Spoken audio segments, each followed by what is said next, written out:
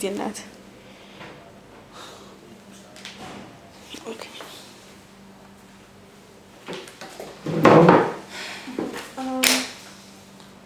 Can you spell your name out for me, please? Carleen Joseph. Carleen Joseph? Yeah. And you're the Economist. just an economist in the Department of Agriculture. No, public planning unit.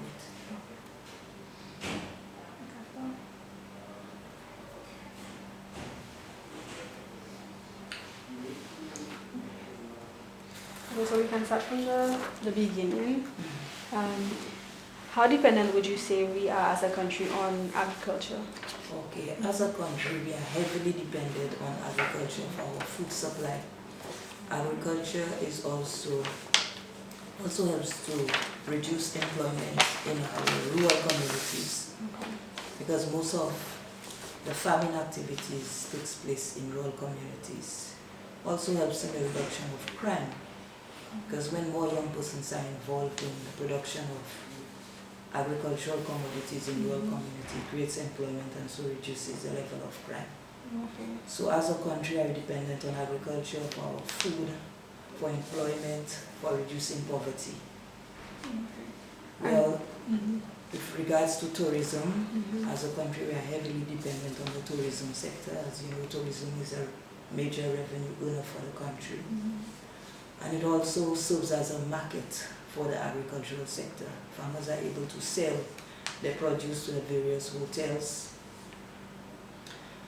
And it's also an avenue for farmers to sell their produce to the external market locally through the tourism sector. And like, to what extent would you say that our farmers sell their stuff to the tourism industry? Do you feel the tourism industry heavily supports our local farmers? Yes. Okay. The problems we have are problems in terms of consistency of supply. You know, the hotels are willing to purchase from farmers, but due to problems of inconsistencies in the supply of agricultural produce, hotels have to import. But these are problems in the sector which needs to be addressed so that we can reduce our high food import bill. Okay. And are we trying to address them currently, or? Yes, there are various initiatives that the ministry is currently undertaking to address these. Okay. And earlier you mentioned young people benefiting from agriculture. Do we have, in terms of, I guess, maybe a percentage of our farmers, like how many of them would you say are young people? Most of our farmers are aged. Oh yeah. Okay. We have a large number of farmers, aged farmers. Okay. But with our current initiatives, for example, the Youth Agri-Entrepreneurship Program, we're trying to encourage more young persons to engage in agriculture. And we have met with some success. We have a number of young farmers who are engaging in agricultural production. Okay. And do you think that there are any other industries that depend heavily on our natural resources, like our land, our birds, our animals, our plants and stuff? Yeah, the manufacturing industry, it depends heavily on, for example, there's agro-processing. We depend on lots of primary commodities from the agriculture sectors. Okay. And how has the availability of land impacted food production and security in St. Lucia, would you say? Increasing availability of agricultural land has contributed to increased food production and security for agriculture. Through the Land Bank project, which is an initiative, a project which is currently being implemented by the Ministry of Agriculture. The objective is to ensure that sufficient, adequate agricultural land is available for agricultural production. And there are many farmers who have indicated that they are interested in leasing land, agricultural land, island-wide. So all of these are efforts that are earmarked at increasing the availability of agricultural land for increased food supply. Okay, so can you briefly describe what the Land Bank project entails? The Land Bank project is similar to a bank. Okay. With a bank, you deposit the money in the bank and you can withdraw the money when it's needed. Mm-hmm. It's similar to the land bank. Both crown and private lands will be deposited in a bank where landless persons can access for agricultural purposes. So there's actually a software being developed where all agricultural lands island-wide will be placed into a bank. We're going to begin with crown agricultural lands, for example, the parcel numbers and so forth, the locations, and applicants, persons who are interested in leasing land can go to the various extension offices and fill out an application form, and it's reviewed by a committee, and land will be leased to various persons who meet the criteria. Oh, okay. So how far along are we on this particular project? I'm not sure if you mentioned it earlier. I may have missed it. Okay. The project comes to an end in December. But in January, hopefully it's going to become a program of the Ministry of Agriculture. So there's going to be an office, it's going to be staff with various land bank officers. So it's going to be actually part of the program. Okay. And okay. We will mention this briefly, but maybe you might want to add something just in case. Yeah, I'll speak about it in. Okay. Yeah. What projects are being implemented to increase food security? Okay. One of the major projects being implemented by the sector to increase security is the import substitution project. Now, this project is geared at reducing our high food import bill. What we've noticed, hotels are importing large quantities of certain fruits and vegetables, and we have targeted 7 crops: watermelon, cantaloupe, pineapples, sweet peppers, and so forth. So the whole aim is to get farmers to produce these fruits and vegetables, these 7 crops, in sufficient, adequate quantities so that hotels would not have to import. So farmers would need assistance with irrigation, greenhouses, and so forth to enable them to meet the demand of the hotels. Okay. And that's already implemented, you said? Yes, we have already started it. And how effective would you say it is? Oh, it's in the pipeline? Initial stages. Oh, okay. Yeah. But later down, you all will be monitoring. yes, monitoring, okay. right, the success of it. Okay. Anything else you want to other projects or? Yes, we do have the land bank project, which is a major drive to ensure that sufficient agricultural land is available for agricultural production. So this project has been coming along very smoothly as of late. Oh, okay. We're in the process of surveying the lands at the pilot site, which is in the quarter of Miku, that's Peluche. So hopefully after the project ends in December, it's going to be a program of the Ministry of Agriculture. Agricultural lands will be available in the various island-wide, so that landless persons, particularly young persons, we're trying to target young persons, can engage in agricultural production. Sufficient land will be available, and also for food security purposes. We hope the land bank program would make available sufficient land to produce the quantities, sufficient quantities of food to satisfy the food needs of the nation. Okay. And I guess maybe from an economic perspective, do you think we've ever had an issue with food security in St. Lucia? Or is it maybe something that we're concerned about due to like climate change and so on? Right, food security, there is food available.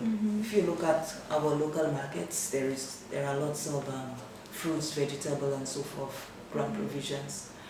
But the problem is access. Many persons cannot afford. You know, persons would turn to cheaper alternatives such as the rice, the pasta, due to cost. So it's a matter of making food accessible in terms of cost to the public, to persons. So there is food because we do produce quite a large quantity of food. And so we may not have the sufficient quantities to satisfy the hotel sector. As you know, our population is about 178,000, and we have over 1 million tourists visiting St. Lucia annually. So in terms of feeding our domestic population, there is food available, but access to food Okay, so it poses difficulty. okay. And in terms of the price of the produce, like, why would you say that it would be priced in such a way that maybe the local population, some of the local population, Some of the local population, can't in terms afford? of incomes, Yeah. you know, some persons cannot afford, you know, particularly the low income persons. These are the persons that we are concerned about, not having adequate access to nutritious food. If you've noticed, what we've had a high incidence of diabetes, high blood pressure, obesity, and this is due to the diet. So many persons consume the foods, you know, imported foods, which are causing these lifestyle diseases. Okay. And what, maybe not a accurate percentage, but just, I guess, generally, would you say a large percentage of our population falls within that bracket of low-income people who might not be able to afford nutritious food? Yes, we do have lots of low-income persons in St. Lucia. Okay. And regarding agriculture, what efforts have been made by the government to help reduce St. Lucia's import bill? With regards to the reduction in St. Lucia's food import bill, Yes, you spoke about I that. spoke about the import substitution project. It's a major drive to reduce the food import bill, and also providing assistance to farmers in terms of irrigation support, also support with the supply of inputs, all in an attempt to increase production of food. So how are we doing right now in terms of exports? How much do we generate in our exports currently? Agricultural No, we exports? do not. Compared to imports of agricultural produce, there's a very wide gap. Our exports falls way behind imports. In terms of the value of exports, we export mostly bananas.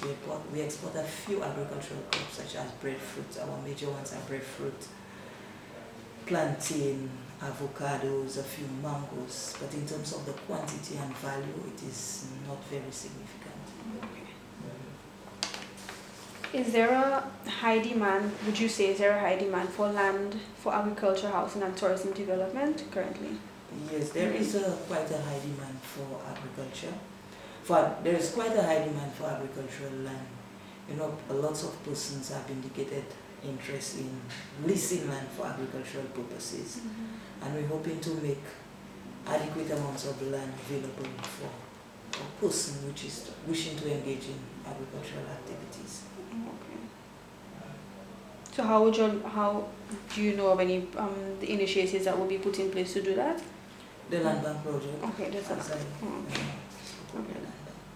To what degree is agriculture in St. And I also, the land use policy, I'm hoping that legislation would be implemented to, legislation would be implemented to ensure that, you know, there's penalties would be attached for persons, you know, using agricultural land for other purposes.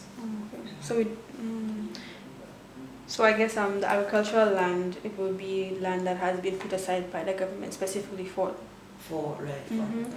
And so we have people using that land. Do you have an issue now with people? If the land is being leased, you know, there's a high possibility that they may not be able to use it for other purposes. For example, for housing. But if it's agricultural land is sold to private person, there is a possibility that perhaps. So if there are no laws, you know, to safeguard the use of agricultural land for other purposes, then we may have an issue with agricultural land being diverted to other uses. Yeah, and the law or regulation you mentioned a while ago, is that something that you guys are working on? It's in the pipeline? So? It is in the pipeline. Okay. Do you have any maybe projections as to when you all are hoping to see it come to fruition? No, I cannot. Okay.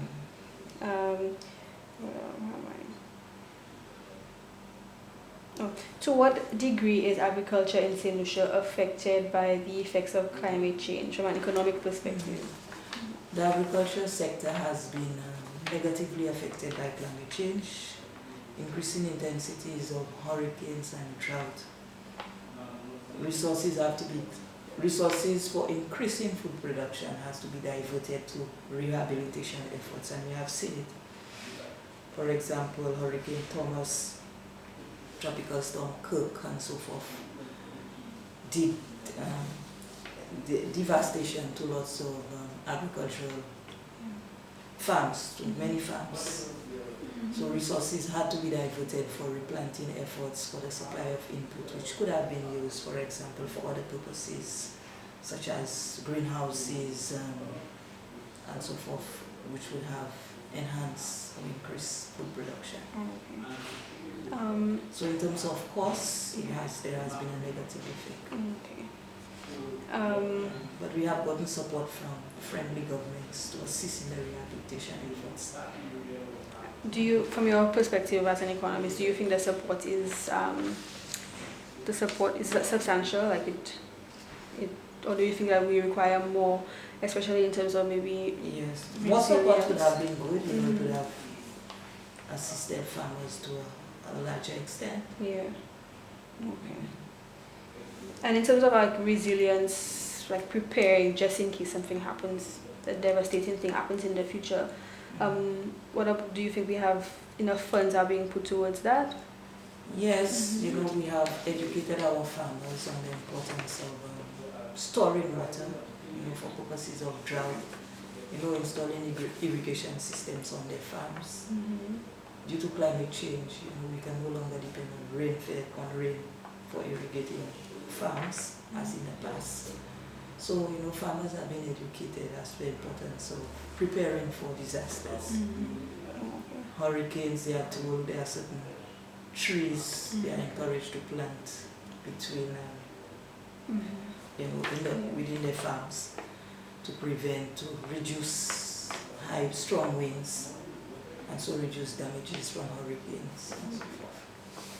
And how has the cost and accessibility to suitable land changed over time in St. Lucia, from your perspective, for agricultural purposes and for infrastructural development as well, maybe? In terms of access to land, we have found that some agricultural land has been converted to other uses, such as for tourism purposes, housing purposes.